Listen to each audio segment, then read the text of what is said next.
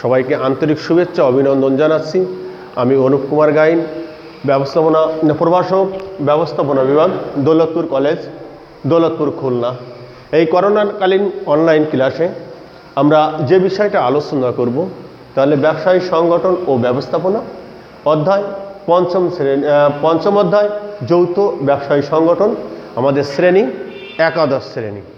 যাই হোক, যে বিষয় আলোচ্য বিষয় আমাদের হলো যৌথ মূলধনী ব্যবসায়ের সংগঠনের শ্রেণী বিভাগ। তা বিগত ক্লাসগুলোতে আমরা আলোচনা করছি যে যৌথ মূলধনী কোম্পানির সংজ্ঞা, যৌথ মূলধনী কোম্পানির বৈশিষ্ট্য এবং যৌথ মূলধনী কোম্পানির গুরুত্ব, সুবিধা অসুবিধাগুলো। আজকে আমরা যে বিষয়টা আলোচনা করব সেটা হলো যৌথ মূলধনী সংগঠনের শ্রেণী বিভাগ। যৌথ মূলধনী সংগঠনের শ্রেণী বিভাগ সম্পর্কে আমরা আলোচনা করতে গেলে তার বিগত কিছু আমরা ধারণা নেই। ব্যবসায়ের যুগের সাথে সাথে তাল মিলিয়ে চলতে গেলে ব্যবসায় সম্প্রসারণ এবং উন্নয়ন সংগঠিত হয়। যেমন আমরা বিগত দিনে দেখছি বিনিময় প্রথা, দেখছি এক মালিকানা ব্যবসায়, দেখছি অংশীদারি কারবার সংগঠন। সেখানে অনেক সীমাবদ্ধতা থাকার কারণে ব্যবসার সম্প্রসারণে বিভিন্ন বাধা সৃষ্টি হয়। যাও এই বাধা সৃষ্টিকে এই প্রতিবন্ধকতাকে কেটে যেতে আমাদের বৃহৎ মূলধন এবং ব্যবস্থাপনার প্রয়োজন হয়, যা সেটা সমাধান করেছে কোম্পানি সংগঠন। এবার আমরা যে কোম্পানি সংগঠনের বিভিন্ন গঠন এবং প্রকৃতি, তার দায়বদ্ধতার কারণে তার শ্রেণী বিভাগ বিভিন্ন হয়ে থাকে। যাই হোক, আমরা এই শ্রেণী বিভাগ সম্পর্কে যেটুকু ধারণা করলাম, এবার শ্রেণী বিভাগের বিষয়ে আলোচনা করতে যাব। আমরা কোম্পানি সংগঠন,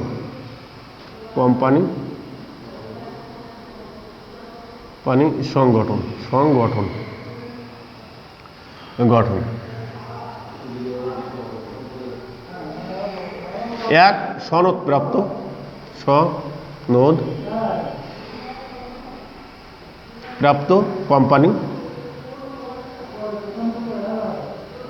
কোম্পানি, দুই বিধিবদ্ধ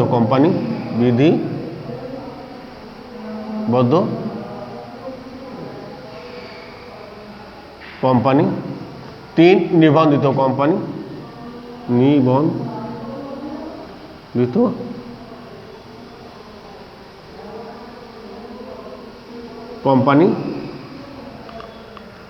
তিন অনিবন্ধিত কোম্পানি,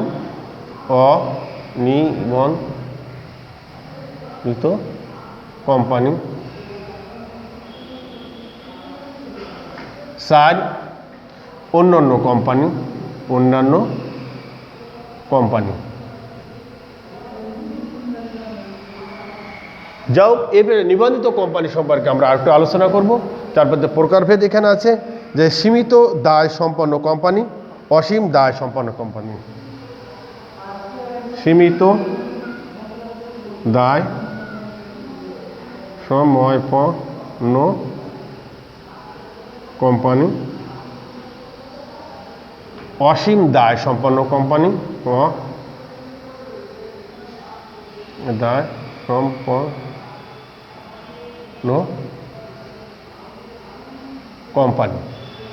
সীমিত দায় সম্পন্ন কোম্পানিকে আমরা আবার দুই ভাগে ভাগ করতে পারি। একটা হলো প্রতিশ্রুতি দ্বারা সীমিত দায়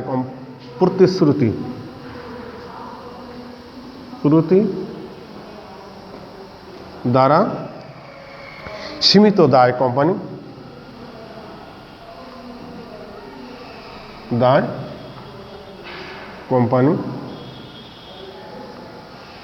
দুই শেয়ার দ্বারা সীমিত দায় কোম্পানি, শেয়ার দ্বারা সীমিত দায় কোম্পানি।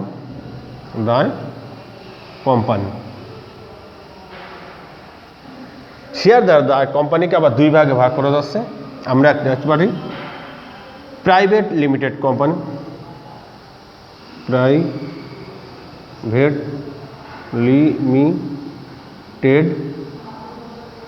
প্রাইভেট লিমিটেড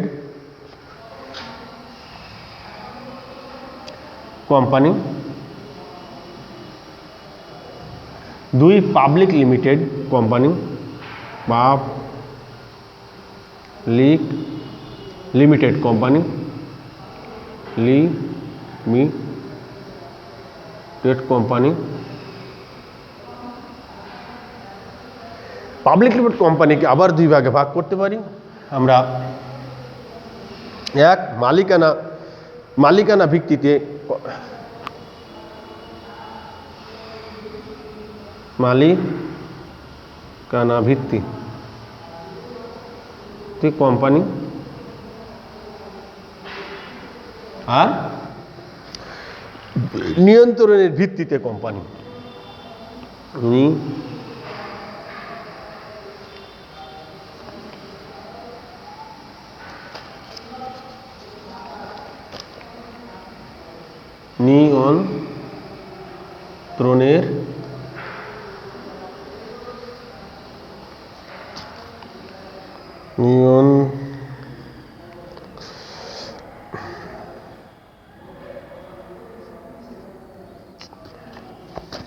নিয়ন্ত্রণের ভিত্তিতে কোম্পানি,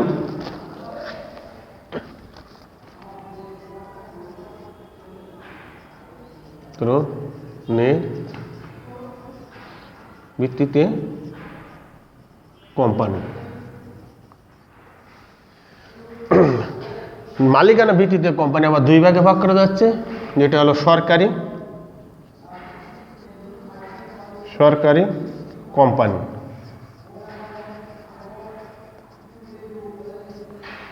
আরেকটা হচ্ছে বেসরকারি কোম্পানি, বেসরকারি কোম্পানি। যাও পরবর্তীতে আবার নিয়ন্ত্রণ ভিত্তিতে কোম্পানিকে আমরা দুই ভাগ করা হচ্ছে, হোল্ডিং কোম্পানি আর সাবসিডিয়ারি। Holding company,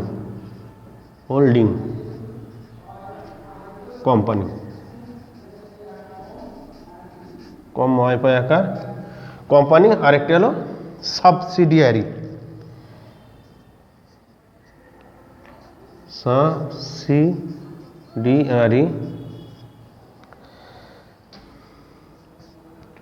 company. যাক প্রিয় ছাত্রছাত্রীবৃন্দ, কোম্পানি বা যৌথ মূলধনী কোম্পানি সংগঠনের যে শ্রেণী বিভাগ সেই সম্পর্কে আমরা দেখলাম। আমরা একটু আসি, প্রথম থেকে আসি, দেখি সনদপ্রাপ্ত কোম্পানি, বিধিবদ্ধ কোম্পানি, নিবন্ধিত কোম্পানি এবং নিয়ন্ত্রণ কোম্পানি, অন্যান্য কোম্পানির ভিতর আমরা আসি। যেমন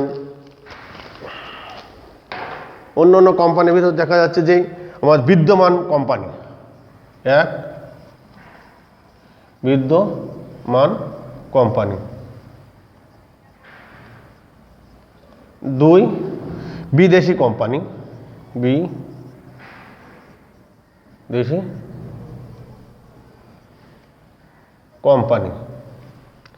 তিন অমুনাফাভোগী কোম্পানি, অমুনাফাভোগী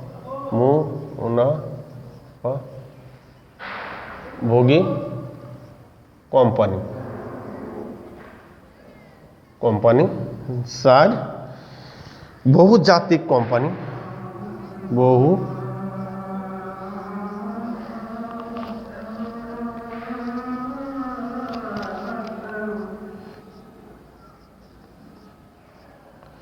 জাতিক কোম্পানি, পাঁচ বিশেষ কোম্পানি,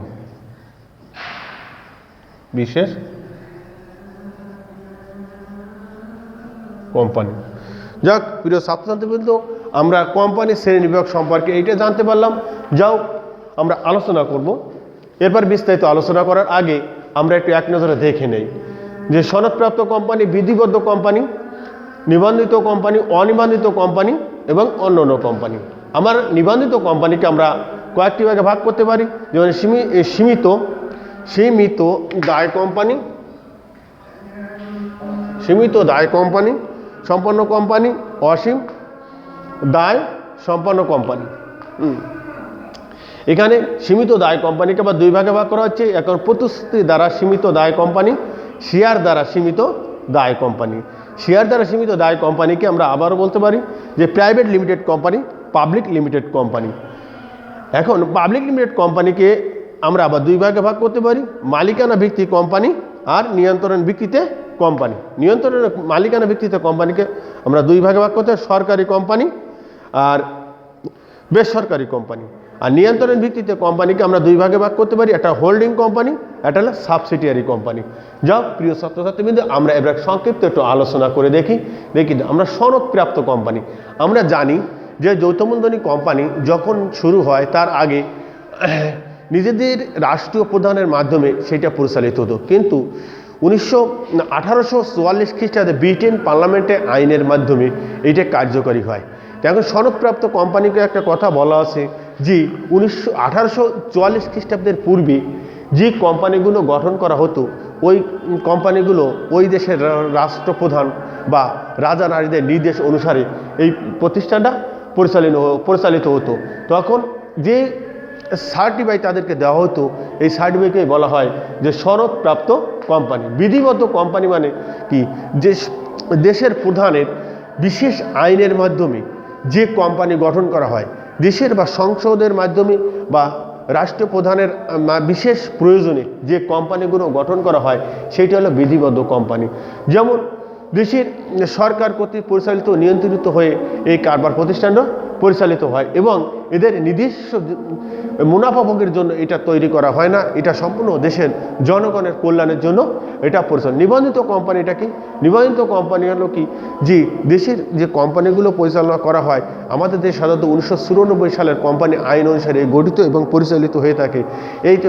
এখানে অবশ্যই নিবন্ধন করতে হবে এবং এই নিবন্ধনের মাধ্যমে যে কার্যক্রম পরিচালনা হয়, কোম্পানিগুলো পরিচালিত হয়, সেগুলো নিবন্ধিত কোম্পানি বলা হয়। নিবন্ধন কোম্পানিকে আমরা আবার দুই ভাগে ভাগ করতে পারি, একটা সীমিত দায় সম্পন্ন কোম্পানি, একটা অসীম দায় সম্পন্ন কোম্পানি। আমার সীমিত দায় সম্পন্ন কোম্পানি যে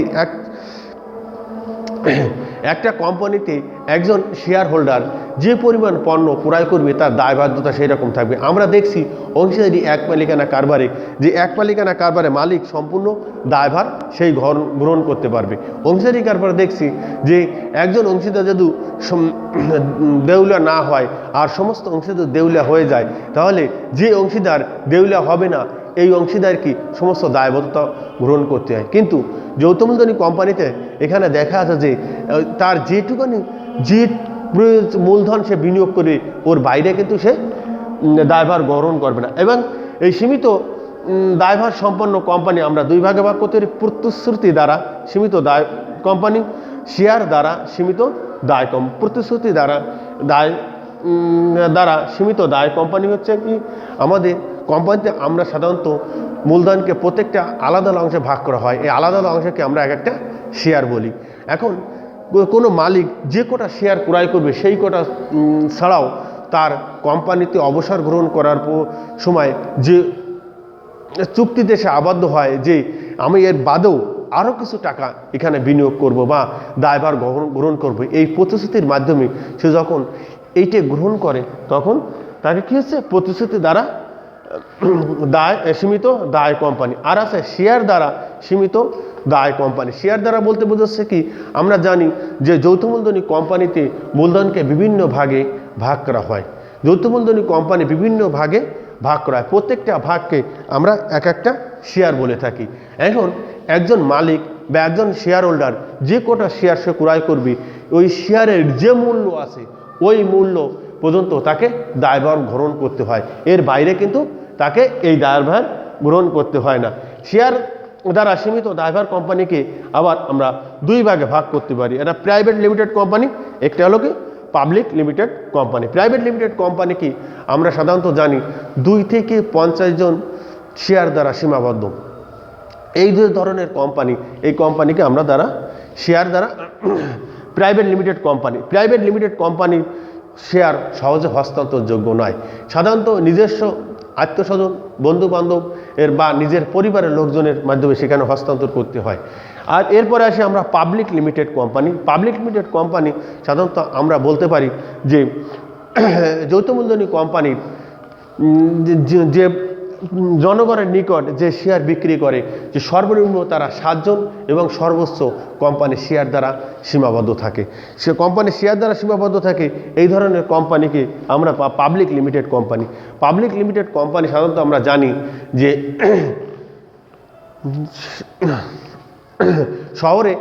সহজে শেয়ার হস্তান্তরযোগ্য আছে এবং এই বা জনগণের নিকট ঋণপত্র এবং শেয়ার সংগ্রহ করা যায়। এই ধরনের যে কোম্পানিগুলো আছে এই কোম্পানিকে আমরা পাবলিক লিমিটেড কোম্পানি বলতে পারি। পাবলিক লিমিটেড কোম্পানিকে আবার আমরা 2 ভাগে ভাগ করতে পারি, মালিকানা ভিত্তিতে এবং নিয়ন্ত্রণের ভিত্তিতে। মালিকানা ভিত্তিতে আমরা সাধারণত যে কোম্পানিগুলো আছে সরকারি কোম্পানি, একটা হলো বেসরকারি কোম্পানি। সরকারি কোম্পানি আমরা বলতে বোঝাচ্ছে যে সরকার যে কোম্পানি সর্বনিম্ন 51% শেয়ার ক্রয় করে, এই ধরনের কোম্পানিকে আমরা সরকারি কোম্পানি এবং সরকারের মাধ্যমে নিয়ন্ত্রিত এবং পরিচালিত হয়ে থাকে। আরেকটি হলো বেসরকারি কোম্পানি, যে কোম্পানির মালিক সম্পূর্ণ জনগণ এবং বেসরকারির মাধ্যমে পরিচালিত করা হয় তাকে বেসরকারি কোম্পানি বলে। এবং নিয়ন্ত্রণ ভিত্তিক কোম্পানি, এটা হলো হোল্ডিং কোম্পানি, আর একটা হলো সাবসিডিয়ারি কোম্পানি। হোল্ডিং কোম্পানি বলতে বোঝাচ্ছে আমাদের সাধারণত এই কোম্পানি একটি কোম্পানি একাধিক কোম্পানিকে তারা নিয়ন্ত্রণ করে যে কোম্পানি গঠন করা হয় এই কোম্পানিকে কি করে হোল্ডিং কোম্পানি। হোল্ডিং কোম্পানি সাধারণত তাদের 50% শেয়ার ওই কোম্পানি ক্রয় করে নেয়।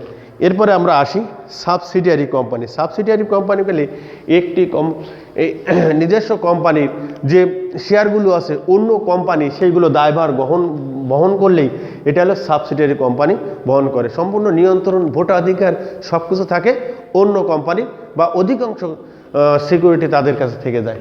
যাও প্রিয় ছাত্রছাত্রীবৃন্দ, আমরা নিবন্ধন কোম্পানি সম্পর্কে কিছুটা ধারণা পেলাম।